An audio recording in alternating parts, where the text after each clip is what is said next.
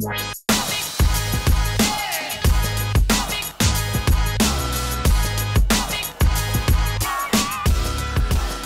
à tous, nous sommes Marine Loki, moi-même, et Camille Guizio, mon collègue, animateurs d'aires d'alimentation de captage sur le nord du département et Chartres Métropole. Et nous allons aujourd'hui vous parler des couverts d'interculture avec ce webinaire « Mettez le couvert dans vos champs ». Je serai là pour encadrer la réunion et mon collègue Camille vous présentera le webinaire. Cette présentation durera 30 minutes. Et ensuite, il y aura une partie échange, réponse aux questions, dans laquelle nous répondrons aux questions que vous aurez pu poser dans la conversation du webinaire. Donc, je laisse maintenant la parole à Camille pour vous présenter le webinaire et la réunion. Merci Marine pour cette introduction. Donc, ce qu'on vous propose aujourd'hui de voir ensemble, c'est pourquoi faire des couverts sur les aires d'alimentation de captage. Ensuite, on vous présentera ce qu'est le réseau couvert qui est géré par la Chambre d'agriculture. On vous présentera ensuite les résultats de certains couverts que l'on a suivis à l'automne 2023, ainsi que quelques résultats pluriannuels pour en tirer des enseignements et des facteurs de réussite sur les couverts d'interculture. Et on finira par vous présenter comment on peut accompagner les agriculteurs dans la mise en place des couverts sur les aires d'alimentation de captage. Donc, tout d'abord, pourquoi faire des couverts sur les aires d'alimentation de captage? Donc, ce sont des zones à enjeu eau potable. Donc, il y a deux enjeux, les enjeux produits phytosanitaires et autres molécules chimiques que l'on pourrait retrouver dans les eaux et un enjeu nitrate. Donc aujourd'hui, on va se focaliser sur l'enjeu nitrate et les couverts d'interculture. Donc ce schéma, c'est pour vous montrer la dynamique de l'azote qu'il y a sur une parcelle avec un précédent blé et une culture suivante en orge d'hiver. Donc c'est des résultats au niveau des résultats de reliquat qui sont des moyennes sur 5 ans issus d'un travail fait par Jean-Baptiste Gradcap sur l'Eure-et-Loir. Donc sans couvert d'interculture. Donc on a un reliquat de fin de culture qui est prélevé début août pour ce suivi de dynamique de l'azote qui montre un reliquat moyen de 70 kg d'azote par hectare.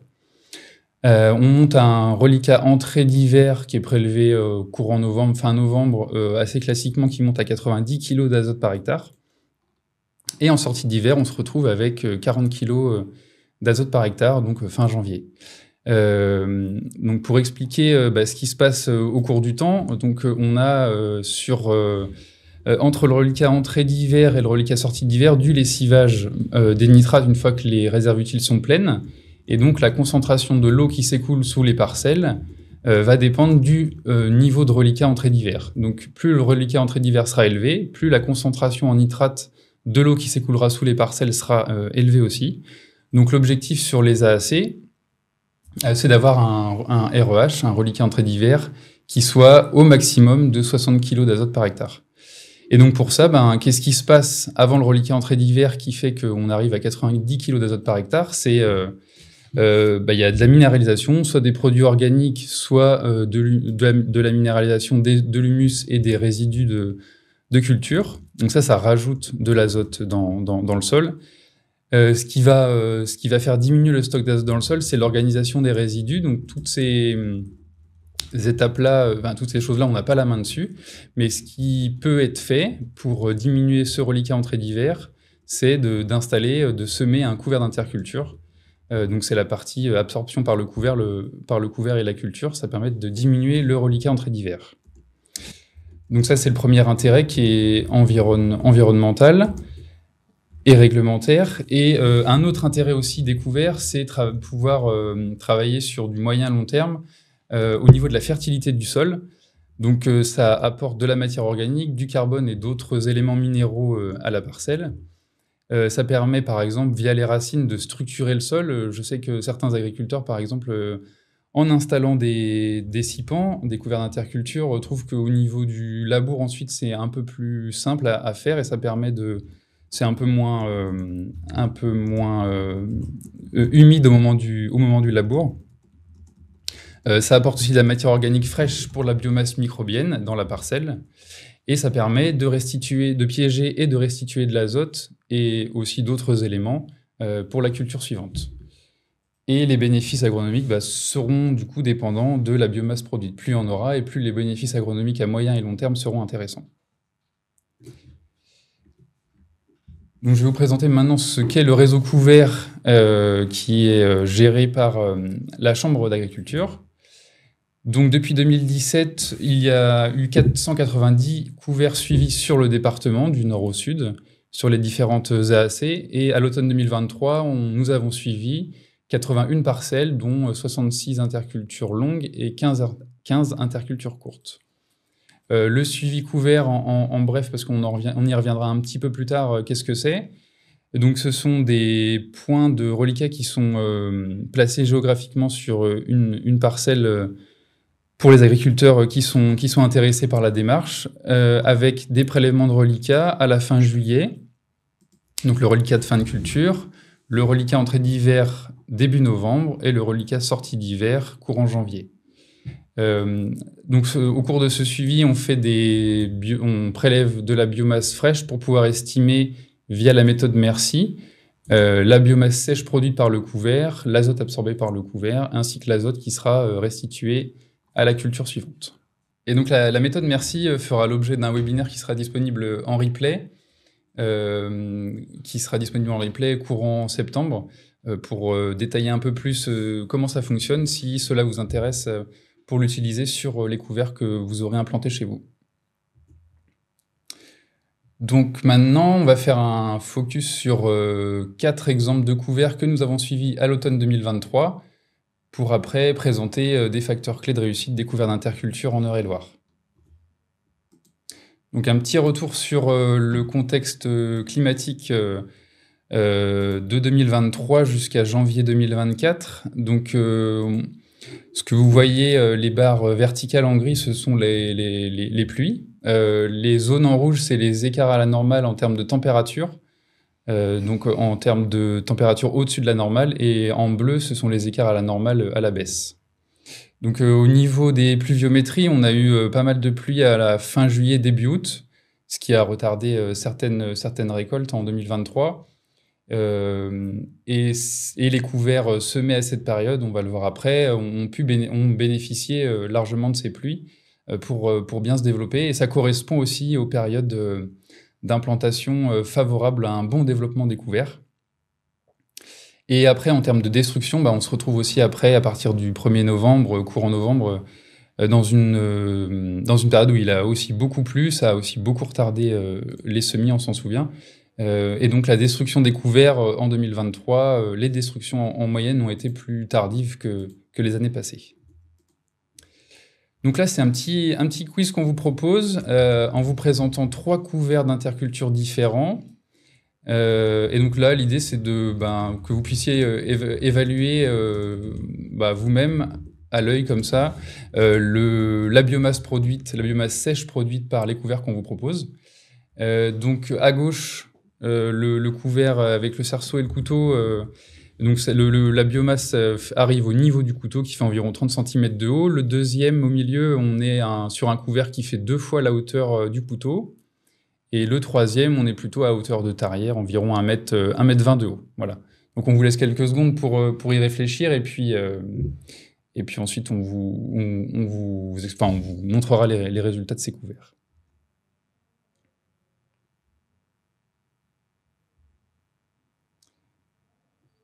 Donc voilà, le premier couvert, on est autour d'1 tonne de matière sèche produite à l'hectare. Le deuxième, on est un peu moins de 2 tonnes. Et le troisième, on est à 4 tonnes de matière sèche. Donc en fait, ce qu'il faut retenir sur les couverts d'interculture, c'est qu'1 tonne de matière sèche produite par le couvert piège en 25 kg d'azote par hectare et en restitue 20 à 30% à la culture suivante. Donc c'est ce qu'on voit bien sur l'exemple 4 tonnes, ça a piégé 100 kg d'azote par hectare pour en restituer 25 ensuite. Donc sur la campagne 2023, nous avons suivi donc 81 couverts d'interculture. Les biomasses médianes cette année étaient vraiment, vraiment bonnes. On était sur des 2,4 tonnes de matière sèche par hectare. avec une médiane d'azote absorbée à 66 kg d'azote par hectare, absorbé par le couvert, et des REH médians justement après ces couverts d'interculture sur les parcelles suivies à 73 kg d'azote par hectare. Donc on n'est pas au REH objectif qui serait d'obtenir un REH inférieur à 60 kg d'azote par hectare, mais si on compare à un réseau reliquat que nous suivons aussi sur l'ensemble de l'Eure-et-Loire, c'est Marine qui a fait ce travail-là, le réseau reliquat hors couvert d'interculture et hors colza semé en 2023, on a des REH qui sont à 91 kg d'azote par hectare. Donc là, on voit l'effet des couverts d'interculture sur le fait de baisser le reliquat entrée d'hiver. Donc on a eu des bonnes biomasses à l'automne 2023, c'était déjà le cas en 2022, un peu moins élevé. Donc ça, c'était très lié à la pluviométrie. Et entre 2019 et 2021, les biomasses étaient quand même inférieures. Les biomasses moyennes étaient inférieures. On était plutôt autour de 1 tonne 5 par hectare. Donc ça, c'est très lié effectivement aux pluviométries. Mais on va voir par la suite aussi que dans les années justement très sèches, le mode de semis est d'autant plus important.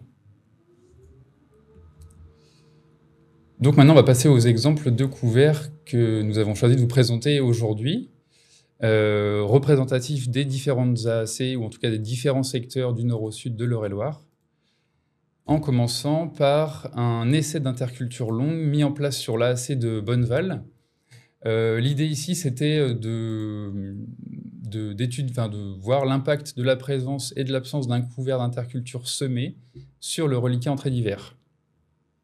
Donc c'était entre un blé dur et un maïs. La récolte du blé dur a eu lieu au début juillet. Le couvert a été semé à la volée puis rappuyé au 10 août. Avec les espèces suivantes, donc certaines espèces avec des assez faibles densités de semis, des lentilles, trèfle, fenugrec, du lin, de la facélie, moutarde d'Abyssinie et Niger. Donc en termes de famille, c'était assez mélangé, avec un coût de semence de 17 € par hectare.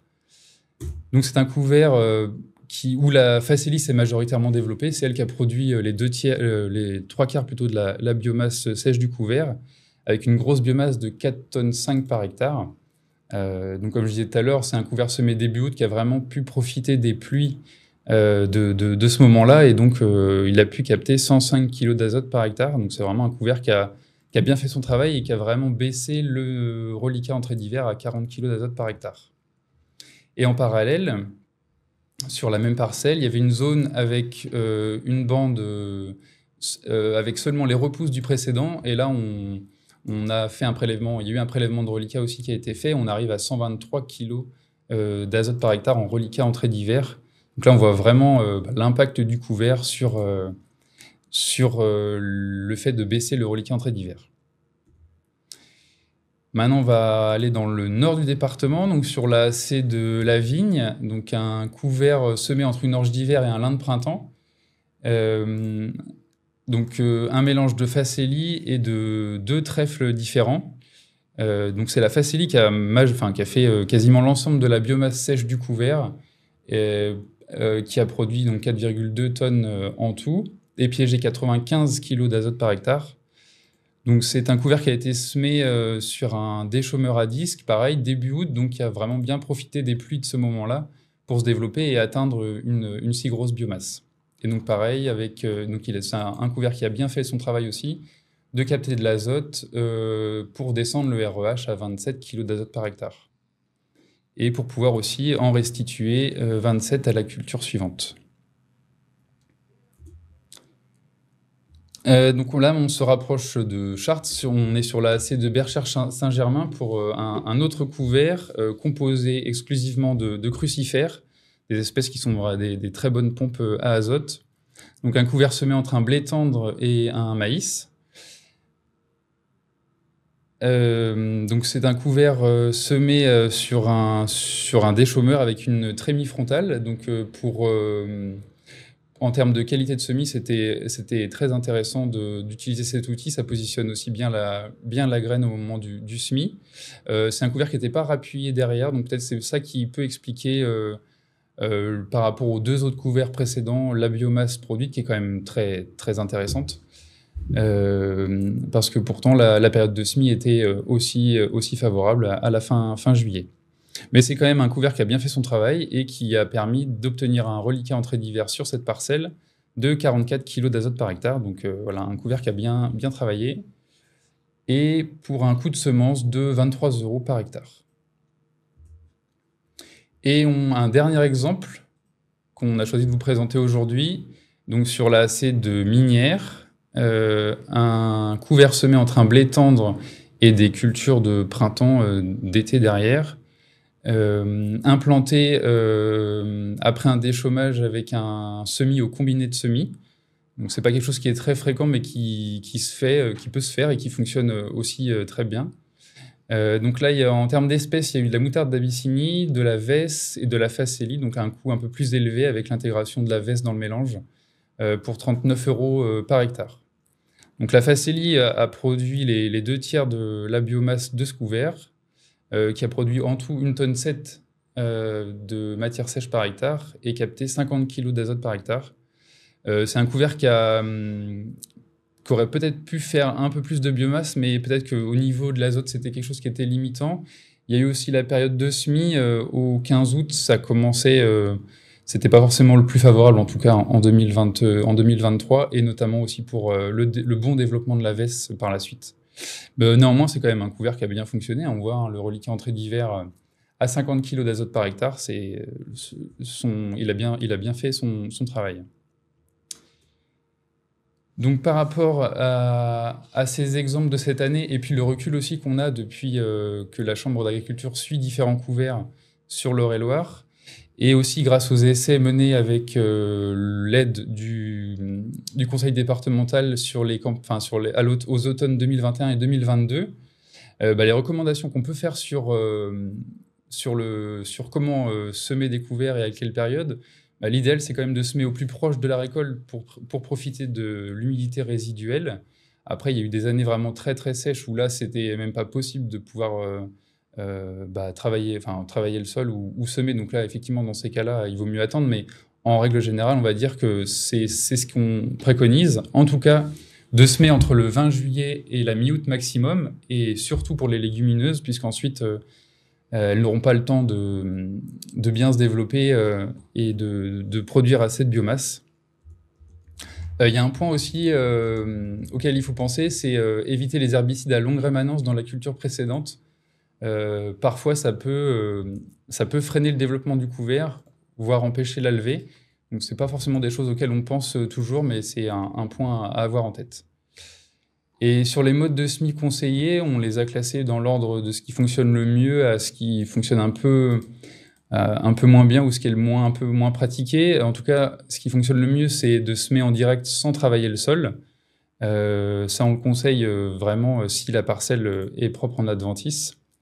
Alors après, c'est un matériel qui n'est pas disponible pour tout le monde. Donc si jamais le semis s'est associé à un déchômage, l'idéal, c'est quand même de rappuyer derrière, pour pouvoir justement conserver l'humidité de la parcelle et assurer un bon contact terre-graine pour maximiser les chances de levée du couvert. Et certains exemples fonctionnent aussi bien au semoir à céréales pour semer des couverts d'interculture. En tout cas, l'idéal, c'est de ne pas faire des déchômages multiples avant le semis, sinon ça assèche le sol. Et là, c'est sûr que le couvert derrière, sur des années comme de 2019 à 2021, les biomasses sont vraiment très très faibles. Donc après avoir parlé des modes de semis, on voulait vous parler aussi des espèces. Donc les moutardes, ça c'est clair, ce sont des bonnes pompes à azote. Donc ça, niveau qualité de l'eau, c'est parfait. Après, comme dans les rotations, il y a beaucoup de colza aussi.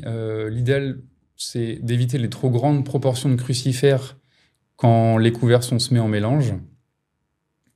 Et si vous voulez aller plus sur des mélanges plus agronomiques, l'idéal c'est de mélanger plusieurs espèces en diversifiant les familles. Donc quand on fait des mélanges, l'idéal pour doser, si vous avez les espèces en pur à la base à disposition, c'est de prendre la dose en pur de l'espèce que vous voulez mettre dans le mélange, la diviser par le nombre d'espèces du couvert, Donc là, vous avez à peu près la dose à mettre en mélange. Et pour les moutardes, on recommande de ne pas dépasser 1,5 kg, 1,7 kg maximum dans le mélange, pardon. Sinon, ça va vraiment étouffer toutes les espèces que vous aurez mises à côté, et voilà, ce sera de l'argent mal utilisé, ce qui serait dommage. Donc après, on voulait vous parler d'espèces qui fonctionnent bien dans les couverts qu'on a pu suivre. Il y a la moutarde d'Abyssinie qui monte rarement à fleur comparée aux moutardes brunes et blanches. Elle se détruit plus facilement que la moutarde blanche, et c'est une espèce qui ne lignifie pas. Si on parle de légumineuses, ce qui est intéressant, c'est la veste commune de printemps. Ça produit vraiment des grosses biomasses en légumineuses, si c'est bien semé et à la bonne période, comme on a pu en parler avant. Et c'est quelque chose qui couvre bien le sol. La facélie, pareil, c'est vraiment intéressant. Ça couvre bien le sol, ça ne lignifie pas, ça fait vraiment des grosses biomasses, surtout en interculture longue. Ça permet de diversifier les rotations. C'est une famille qui n'est pas présente dans les rotations pour les cultures qui sont mises en place, en tout cas en Eure-et-Loire. Et c'est une graine qui est photosensible, donc il faut l'enterrer pas trop profondément et rappuyer pour assurer une bonne levée derrière. Et sinon, comme espèce aussi intéressante à mettre dans les couverts, il y a le tournesol. Ça produit vraiment des biomasses intéressantes. Ça tolère bien le stress hydrique, et pareil, ça permet de diversifier les rotations. Pour l'instant, c'est pas une espèce très cultivée pour le moment en Eure-et-Loire. Faire attention par contre au C/N qui est élevé, c'est-à-dire que c'est très riche en carbone, donc pour la culture suivante, ça peut être préjudiciable, donc à semer bien en mélange.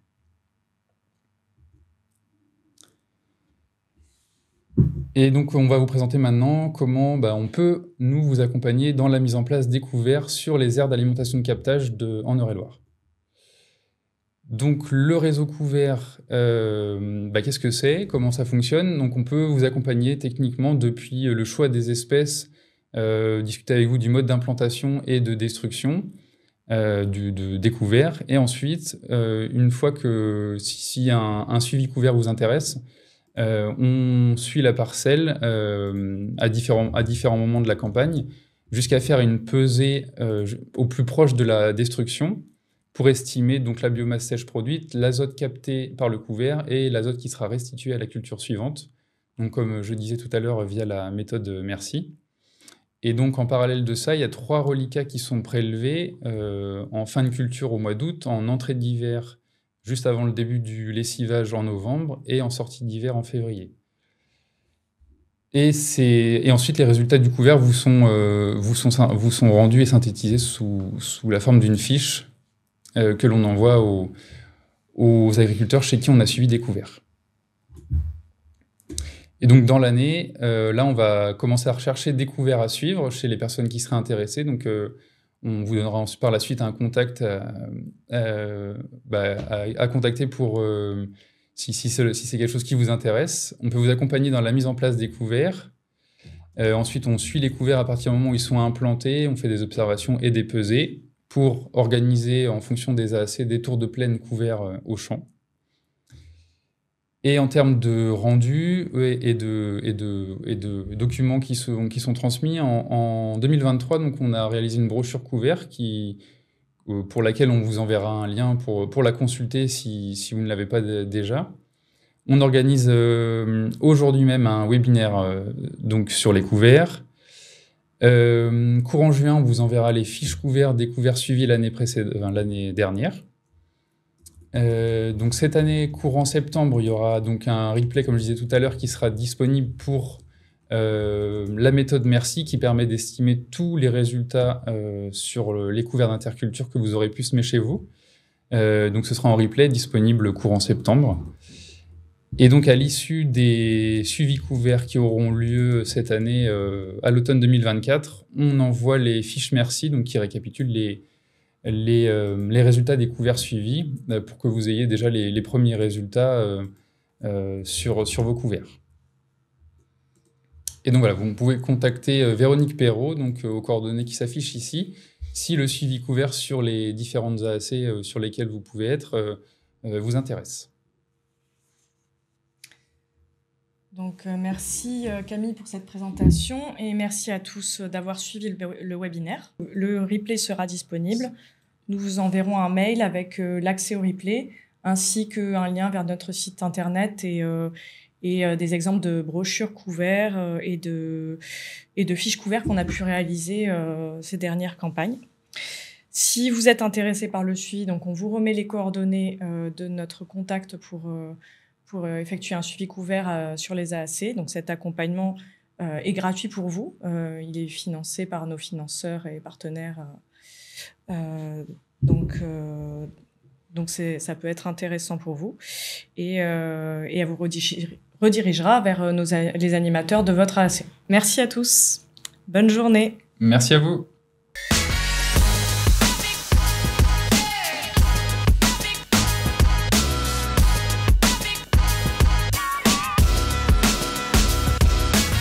Ouais.